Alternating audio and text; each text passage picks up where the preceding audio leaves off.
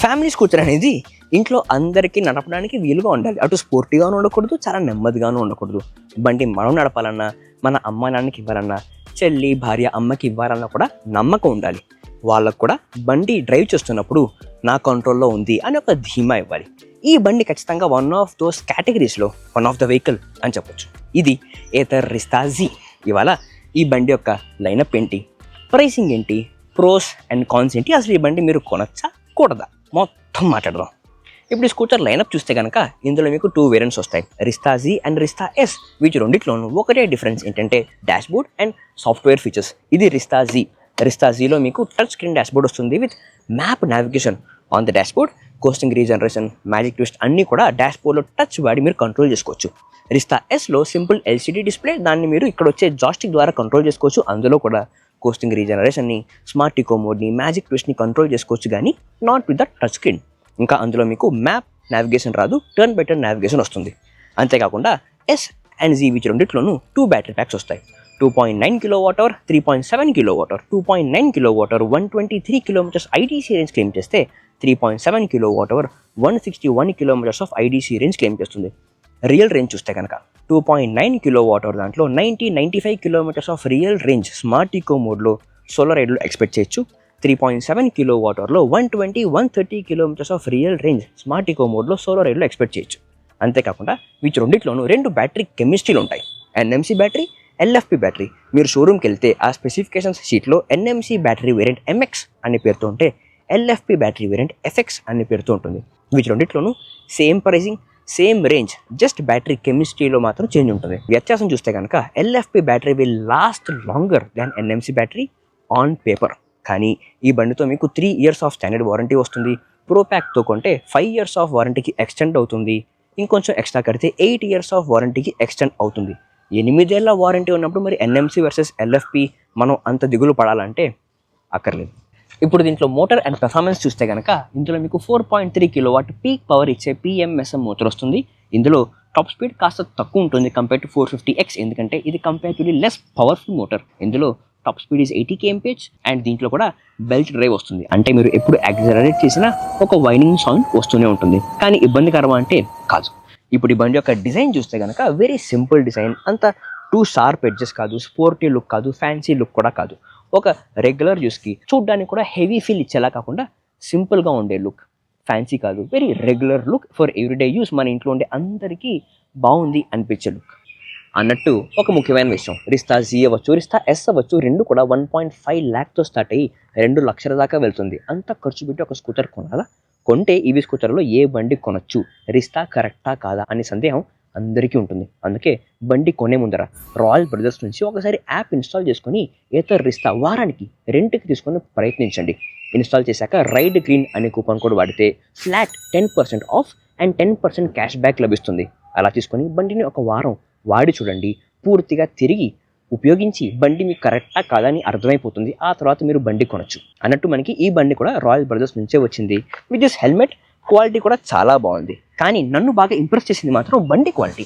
ఈ బండి చూస్తే కనుక అసలు ఎక్కడ కూడాను బాగా వాడిన బండి, రెంటల్ బండి అనే ఫీలింగే రాదు. ఒక్క స్క్రాచ్ లేదు, లూజ్ ప్యానల్స్ లేదు, చాలా బాగా మెయింటైన్ చేసిన బండి. ఆ వైనింగ్ సౌండ్ చాలా తక్కువ ఉంది, బాగా లూబ్రికేట్ చేస్తూ మెయింటైన్ చేసినట్టుగా. కంట్రోల్స్ అన్నీ కూడా పనిచేస్తున్నాయి. ఒక కొత్త బండి లాగే అనిపిస్తుంది నాకు.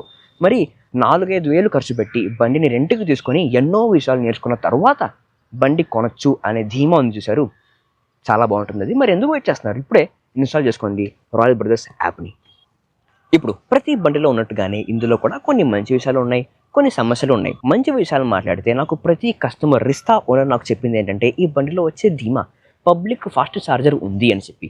ప్రతి నిమిషానికి 1.5 kilometers ఆఫ్ రేంజ్ యాడ్ చేసుకోవచ్చు and will cost ₹1 per minute. దాని అర్థం మీరు 3.7 kWh బండి కొనే బదులు విచ్ కాస్ట్ 20,000 more, దాని బదులు 2.9 kWh బండే కొనుక్కొని ఎప్పుడైనా మీరు లాంగ్ రైడ్కి వెళితే అప్పుడు దారిలో ఫాస్ట్ ఛార్జ్ చేస్తే చాలు. అంటే you will save 20,000 up front cost. ఎప్పుడైనా లాంగ్ రైడ్కి వెళ్తే అప్పుడు దారిలో ఫాస్ట్ ఛార్జ్ చేస్తారంతే. అంతేకాకుండా అంత లాంగ్ రైడ్ వెళ్ళాలి అంటే అతి ముఖ్యమైనది రైడ్ కంఫర్ట్. అంతేకాకుండా టౌన్ ఆర్ సిటీలో రోడ్డు బాగుంది బాగాలేదు ప్రతి చోటకు వెళ్ళాలన్నా కూడా రైడ్ కంఫర్ట్ చాలా ముఖ్యం. ఇందులో వచ్చే బ్రాడ్ సీట్స్ వల్ల రైడ్ కంఫర్ట్ చాలా బాగుంటుంది. ఇందాకే మా కెమెరామెన్ అంటా ఉన్నారు ఇందులో రైడ్ కంఫర్ట్ చాలా బాగుందని compare to every other EV scooter.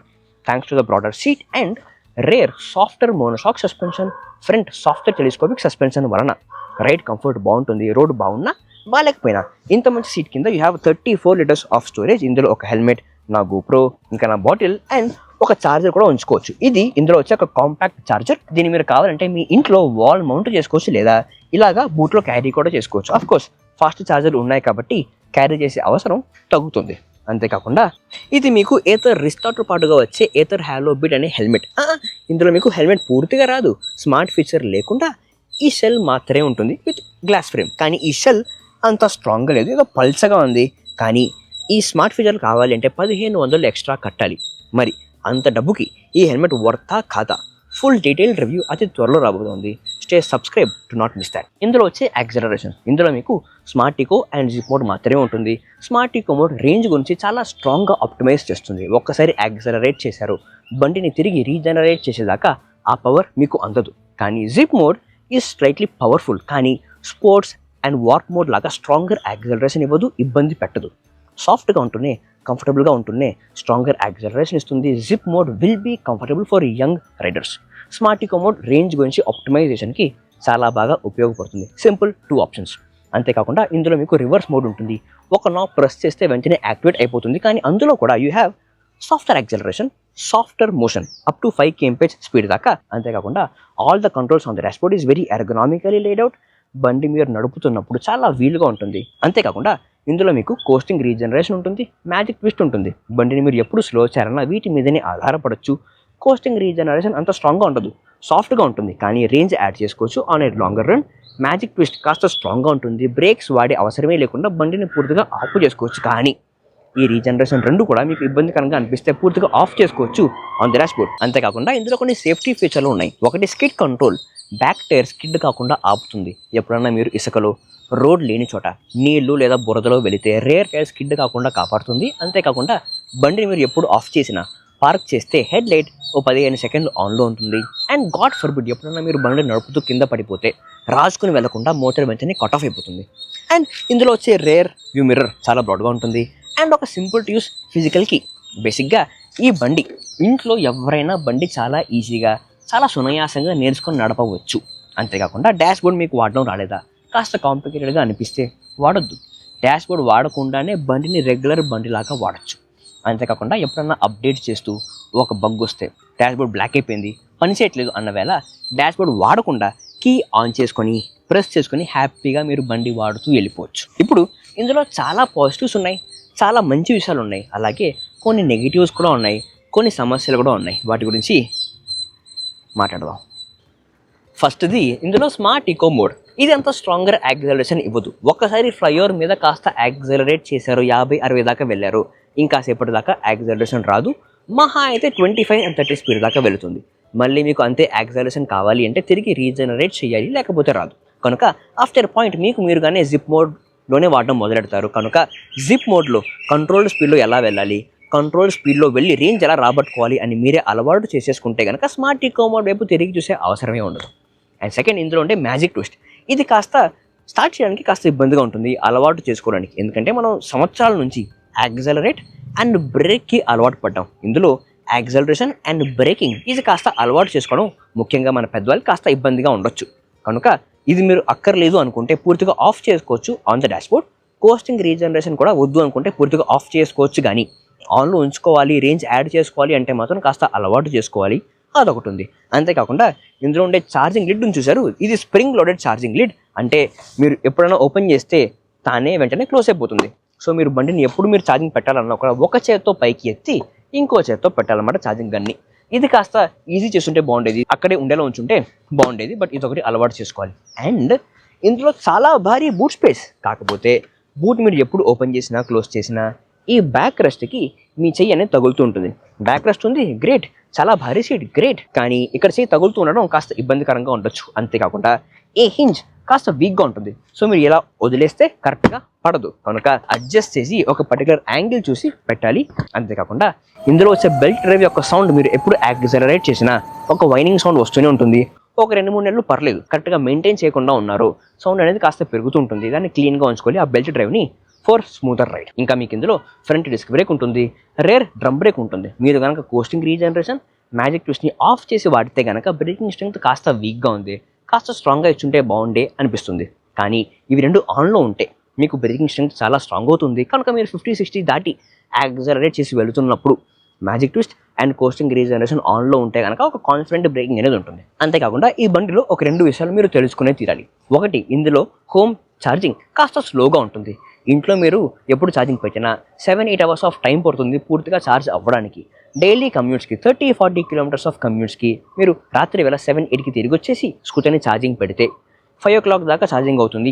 Great, ఎటువంటి ఇబ్బంది ఉండదు. కానీ ఉన్న పాటుగా ఎక్కడికైనా వెళ్ళాలి అన్న వేళ ఫాస్ట్ ఛార్జర్ మీదనే ఆధారపడాల్సి ఉంటుంది. హోమ్ ఛార్జర్ ఆ వేళ స్లోగా ఉంది అనే ఫీలింగ్ అయితే ఇస్తుంది. అండ్ సెకండ్, ఇందులో ఉండే డాష్బోర్డ్ అయితే లైట్ మోడ్ మాత్రమే ఉంటుంది. చాలా ఈజీ టు యూస్, సింపుల్ ఇంటర్ఫేసే. కానీ రాత్రి వేళ వైట్ స్క్రీన్ కాబట్టి అంత బ్రైట్గా ఉండదు. ఆటో బ్రైట్నెస్ ఉంది, కానీ వైట్ స్క్రీన్ కాబట్టి బండి మీరు రాత్రి వేళ వెళ్తున్నప్పుడు డార్క్ మోడ్ ఇచ్చుంటే బాగుండేది అనే ఫీలింగ్ అయితే ఉంటుంది. ఇందులో మీకు డార్క్ మోడ్ రాదు. ఐ విష్ ఇందులో డార్క్ మోడ్ అతి త్వరగా వచ్చేస్తే కనుక చాలా ఈజీగా ఉంటుంది ఈ బండి వాడటం. అండ్ ఫైనలీ ఇందులో వచ్చే హెడ్ లైట్ అంత బ్రైట్గా ఉండదు. దారిలో కనుక స్ట్రీట్ లైట్స్ ఉంటే పర్లేదు, కానీ చిమ్మ చీకటిగా ఉంటే మాత్రం కాస్త ఇబ్బందికరంగా ఉండొచ్చు. ఇంకాస్త బ్రైట్గా ఇచ్చుంటే బాగుండే అనిపిస్తుంది. ఇది మరీ ఎతరిస్తా. ఇందులో ఉండే మంచి విషయాలు, సమస్యలు, మీరు తెలుసుకోవాల్సిన విషయాలు, వీటన్నిటితో పాటుగానే ఈ బండి ఒక ఫ్యామిలీ బండి, ఒక ఫ్యామిలీ పర్చేస్కి ఈజీగా ఒకరికి మీరు రికమెండ్ చేసుకోవచ్చు. ఇందులో వచ్చే రేంజ్ యాంగ్జైటీకి సొల్యూషన్ కావచ్చు, ఒక రిలయబుల్ సాఫ్ట్వేర్ ఫీచర్లు కావచ్చు, పని చేస్తుంది అనే ధీమా కావచ్చు. ఈ బండి మీరు కొనే ఉద్దేశంతో ఉంటే మాత్రం రాయల్ బ్రదర్స్ని ట్రై చేయడం మర్చిపోకండి. ఈ బండి గురించి, ఈ వీడియో గురించి మీకు అనిపిస్తుందో కమెంట్స్లో తెలియజేయండి.